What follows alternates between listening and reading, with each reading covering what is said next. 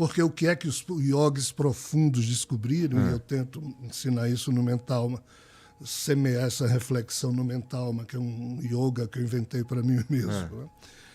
Quando vem essa primeira enxurrada, e assim são 400 bilhões, B de bola, 400 bilhões de bits que a cada milésimo de segundo entram por esses dendritos todos no cérebro, mas o nosso cérebro, em um segundo, só consegue decodificar 2.000 informações desses 400 bilhões. O que nós entendemos como realidade é resultado da decodificação dessas 2.000 informações que chegam. Tem o resto. O resto, para nós, não existe.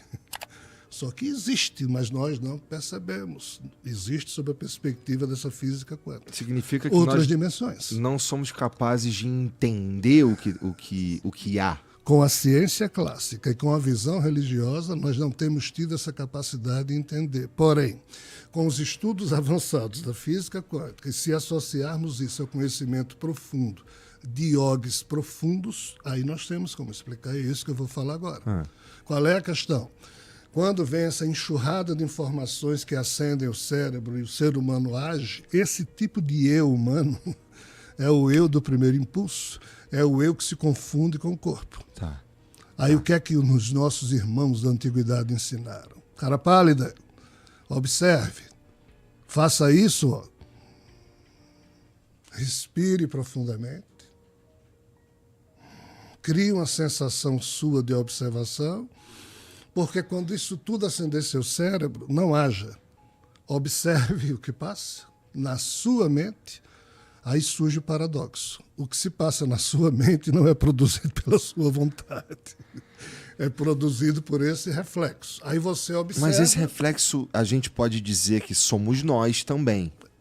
99,99% da humanidade se acha ou define o seu eu como sendo esse reflexo. Tem uma expressão pouco elogiosa dessa tradição antiga védica que diz: quem assim pensa é um Derhatma Buddhi. Em palavras generosas, é alguém que pensa que é esse corpo. Mas ele tem um choque porque quando esse corpo morre, o eu dele continua existindo ininterruptamente. Então, ele é um Derhatma Buddhi no sentido de ele ser cego para a percepção de que ele tem um corpo búdico, ou seja, um corpo espiritual. Entendi. Você só percebe o mundo espiritual quando você usa a respiração para se livrar do impulso inicial, que todo mundo é cativo dele, aprende a observar o que se passa na sua mente. Do jeito que você olha para o firmamento, passa uma nuvem, passa um avião, passa um urubu, passou. Você não apropria nada. Então, em tese, o yogi profundo, ele não consegue fazer com que não surjam pensamentos ou símbolos ou sentimentos na sua cabeça, mas ele não se confunde com eles. Ele deixa passar e começa a notar que ele tem um eu que se distingue disso aqui.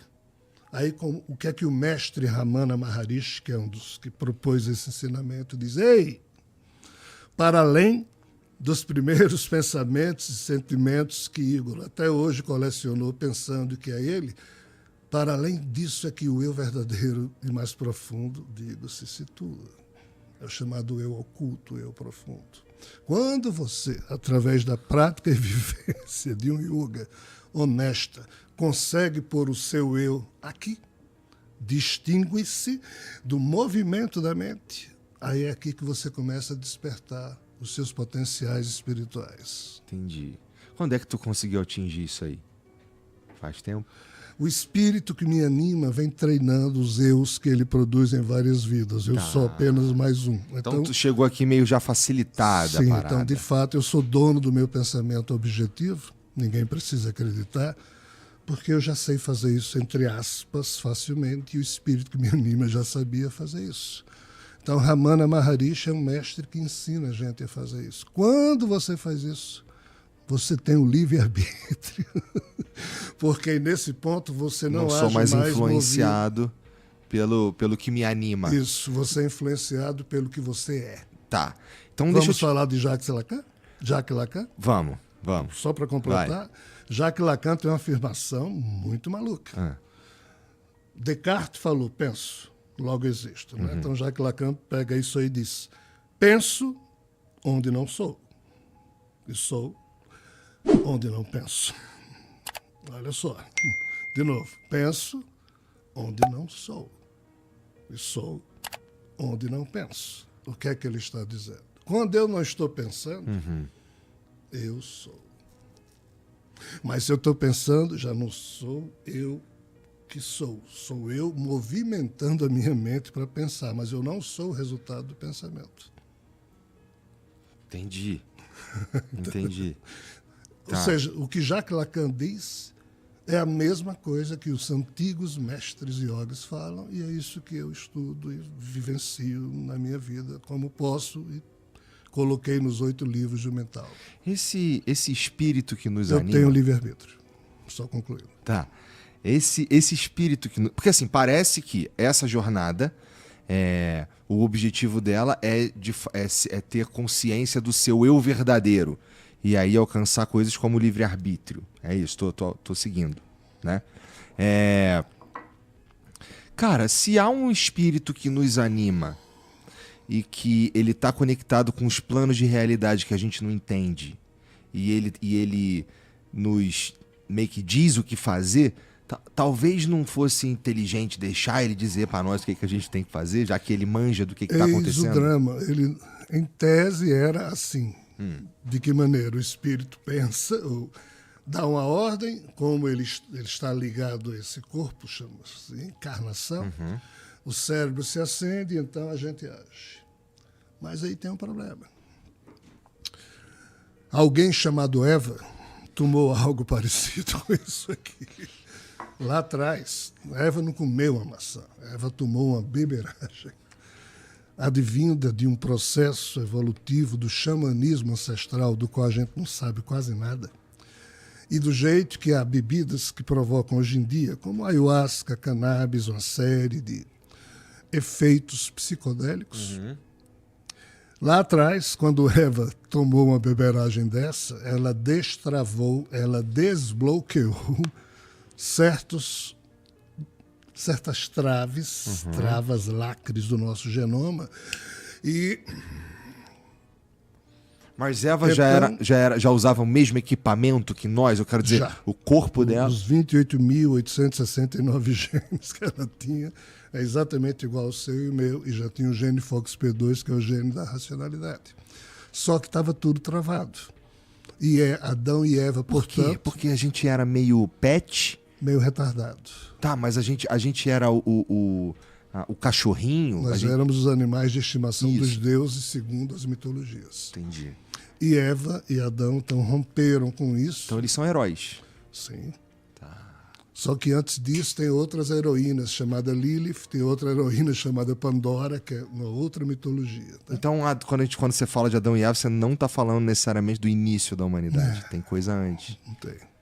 Nossa. Adão e Eva é o início de como a história, sob a ótica judaico-cristã, contou o mito da criação, copiado da linguagem dos sumérios, que contaram isso primeiro do que os hebreus. Entendi. Bom, porque assim, se você for ler a Bíblia, como você deve ter lido bastante na escola, pouco antes de Adão e Eva, a Terra era sem forma e vazia, né? Na Bíblia. Na Bíblia. Mas assim... depende também, inclusive, da versão da Bíblia que você tenha. Porque a Bíblia diz assim, que houve um tempo em que existiam na Terra filhos de humanos e filhos de deuses. Os filhos de humanos em tudo eram iguais aos seus pais. Mas os filhos dos tais deuses, sim, estes tinham uma parte do seu sangue, a gente hoje chama código genético, de uma mãe terrena, mas um ser de fora teria tido relações ou manipulado alguma inseminação. Então, esse fruto dessa relação era filho de deuses. E esses filhos de deuses, ainda que tivessem o corpo igual a um ser humano, mas eles tinham características que os diferenciavam dos homens e mulheres filhos de humanos. E qual é o primeiro filho de Deus, entre aspas, o filho de extraterrestre ou de extrafísico, que a Bíblia cita? Adão. Então, Adão não foi o primeiro humano nos termos em que a religião conta. Adão foi o primeiro protótipo. da história contada pela Bíblia de interferência de seres de fora na linhagem humana. Tá. Então, quando você vê aquela relação Adão, Sete, Enos, Cainã, Malalahel, Jared, Enoque, Matusalém, Lameque, Noé, por que a Bíblia faz questão de citar essas figuras? Porque todos eles viveram 700, 800, 900 anos, eram muito mais inteligentes que os outros humanos e tinham a capacidade física, blá, blá, blá, blá, blá, blá. O que é isso? É a influência dessa genética não humana que foi inserida nessa linhagem de Adão e Eva. Isso na mitologia judaico-cristã. A pergunta é, por que é que isso foi feito na linhagem que viria a dar no povo hebreu e no povo judeu? Segundo as fofocas mitológicas, nesse mesmo período, lá no sul da Índia, na tradição Kumari Kandã, Shiva, que era um deus concorrente de Brahma, que é o mesmo Javé, também estava cuidando de escolher uma linhagem humana que representasse a genética dele. Porque a humanidade, a Terra estava sob disputa. Dos deuses. Dos deuses, de como os humanos diferente. herdaram a Terra, e não era essa a perspectiva das notícias mitológicas, quem deveria ter herdado a Terra ou era Enki ou Enlil dos Anunnakis, ou Zeus, ou sabe-se lá quem, dos seres extrafísicos de um universo vizinho ao nosso. E tu sabe o que rolou, que ficou nós? Porque todos eles faliram e os Anunnakis criaram um problemaço. Está descrito no chamado Livro Perdido de Enki. Quando o clã de Enlil e o clã de Enki, os seus filhos que ficaram aqui na Terra, entraram em choque e terminaram explodindo 5 bombas no Vale de Sidim. E aí nós estamos falando da história de Sodoma e Gomorra na Bíblia, que foram destruídas por explosões que ninguém entende. Só que nos mitos da linguagem sumeriana, que depois foi substituída pela linguagem acadiana. Então, nos mitos que contam a história dos Nefelim, ou dos Anunnakis, são os mesmos seres, só que chamados na linguagem suméria Nefelim e na linguagem acadiana Anunnaki, mas na cultura pop, o Nephilim geralmente é o filho do anjo. É um filho de um anjo com um demônio, ou um filho de um anjo com um ser humano, alguma coisa assim. Essa cultura precisa refletir um pouco, simplesmente é só maravilha. Mas, né? Então, é toda uma história dessas figuras que brigavam disputando quem herdaria a Terra, e desde que eles explodiram essas bombas... O problema é que quando você explode bomba nuclear, cria-se no solo da região um tipo de vitrificação com um elemento químico que só existe na hora em que isso... E lá tem, lá onde, no Vale do Sidim tem. Foi isso que aconteceu com a... Como é o nome dela? Sara, que olha para trás e vira uma estátua de sal. É Sara o nome dela? É Sara. Tá. Entendi, ladrão, viu? Tu falou que eu manjava mais ou menos? Veja só, Abraão, a esposa Sara, eles foram procurados por seres de fora que disseram, nós vamos destruir Sodoma e Gomorra, blá, blá, blá. Aí Abraão tinha um sobrinho chamado Ló, que vivia, e tentou, mas se tiver gente justa, então a esposa de Ló é que virou estátua de sal, como se diz. Tá? Então, você tá falando, é que você falou assim, cara, os caras brigaram, estouraram as bombas ali.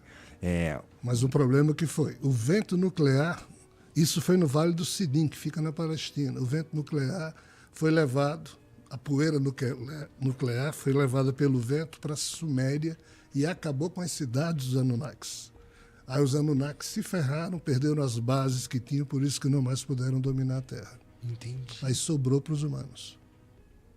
Demos sorte, Os talvez. Os portais se fecharam, a turma desse universo vizinho também queria dominar. Não. Então, assim, todas as componentes acontecendo para que os humanos herdassem a Terra. Se isso é sorte ou se isso é azar. É um design inteligente, pô. É difícil de ser hoje estabelecido assim. Você está dizendo, então, Jean, que se as coisas tivessem acontecido diferentes, a gente haveria na Terra humanos e, sei lá, no caso, Anunnakis e vários outros seres pensantes. Entendi. Provavelmente seríamos mão de obra pros caras? Porque eles aparentemente são muito mais envolvidos intelectualmente Eles falando. tinham mais tecnologia, mas acontece que, como o próprio Enki fala, e o Enlil também, os humanos começaram a se reproduzir como coelhos. Entendi. E eles, os Anunnakis, não conseguiam se reproduzir nesse mesmo padrão. Segundo, os Anunnakis têm um quê de retardamento mental. Ah, é? Eles são extremamente inteligentes no sentido de produção intelectual, tecnológica, Mais esperteza. mas no sentido de compreensão e sagacidade, não. E nós, humanos, temos toda a sagacidade. A gente inventa uma mentirinha. Eva desbloqueou tudo. Nós somos, segundo essa fofocada toda que me envolve, se está certo ou não é outra história, de tudo que foi criado até hoje, 13,8 bilhões de anos da história universal, nós, os humanos, frutos desse acidente e de outros incidentes, terminamos desbloqueando todos ou boa parte dos códigos e travas e lacres que a tal Trimurti, Brahma, Vishnu e Shiva só criavam espécies com esses lacres e travas para que eles manter pudessem controlado. controlar. E por isso que Javé e os demais deuses ficaram pé da vida com Adão e Eva, porque eles desbloquearam isso. Aí, como eles não mais tinham controle automático no campo da genética, eles descobriram uma outra forma de controlar os seres humanos. Aí aqui entra a tese da mente bicameral de Julian Jaynes, que é um psicólogo, filósofo estadunidense, que no ano 1976 publicou um livro chamado A Emergência da Consciência no Ocaso da Mente Bicameral. Que nome feio é esse? Nossa, eu não faço a menor ideia do que você acabou de dizer. Pois é, o nosso cérebro tem duas câmaras, dois hemisférios. A tese de Julian Jaynes é que em um dos hemisférios incide o quê? Todas essas coisas que ele chama de a voz dos deuses. Tá.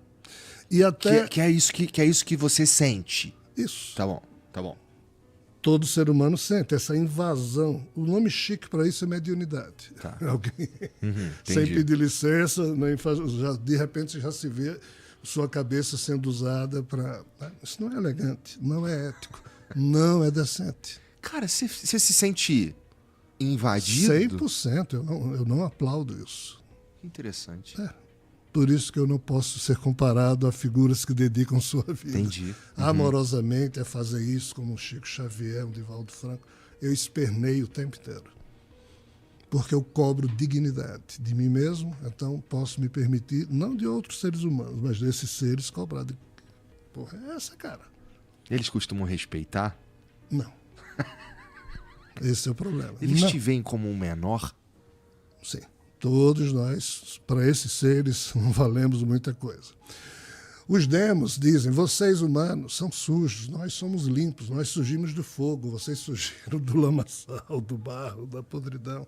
É assim que eles pensam. Só que, de novo, essa turma é meio retardada para a percepção de algumas questões no campo dos valores filosóficos. De novo, eles são extremamente capazes de produzir o que for no âmbito tecnológico. Mas, no âmbito da compreensão e dos valores emocionais, nós humanos podemos ser mais monstruosos que eles, mas, ao mesmo tempo, nós podemos construir, como fazemos, sensações altruísticas que ninguém mais nessa criação consegue. Um ser humano pode ser o pior monstro e bestial e, ao mesmo tempo, ele dá a vida por alguém que ele ama. É verdade. Esses seres não dão um pedaço de casca de um usado, eles trocam, querem fazer pacto. Por isso que Javé, o Deus bíblico, quer fazer pacto o tempo inteiro, porque eles têm uma deformação emocional. E nós, humanos, superamos esse padrão devido a um incidente, devido à ingerência de química que veio de fora. Mas, Jean... O xamanismo surgiu para fazer isso, só para você ter noção. Faz sentido. E ninguém sabe disso. Cara, assim, você tá me falando um monte de coisa muito interessante. Então, peraí, vamos por partes. Primeiro, Beba bastante. você chamou, você falou, assim, em algum momento você falou da criação, né? E aí a gente já falou também, assim, meio por cima dos deuses, como Javé sendo um dos deuses, né? Um dos deuses. O que é meio o contrário do que diz na Bíblia, que ele é o Deus dos deuses. Nessa fofocaiada que fica te enchendo o saco aí, tem um papo de quem criou, quem é o número 1 e criou os outros deuses? De onde esses caras vieram? Todos eles concordam sobre isso, é Javé. Javé é o... Ou seja, um dia não existia nada. Surgiu um ovo, é o chamado mito do ovo cósmico. Esse ovo quebrou e saíram 3 coisas dentro do ovo. A mitologia chinesa diz. Saiu o Yin, o Yang e Panku, o criador que estava caído dentro do ovo, caído em um dos 2 universos. Várias mitologias falam desses 2 universos e de um criador caído em um dos universos. Um formado de matéria, o outro antimatéria. O que é que a ciência diz hoje?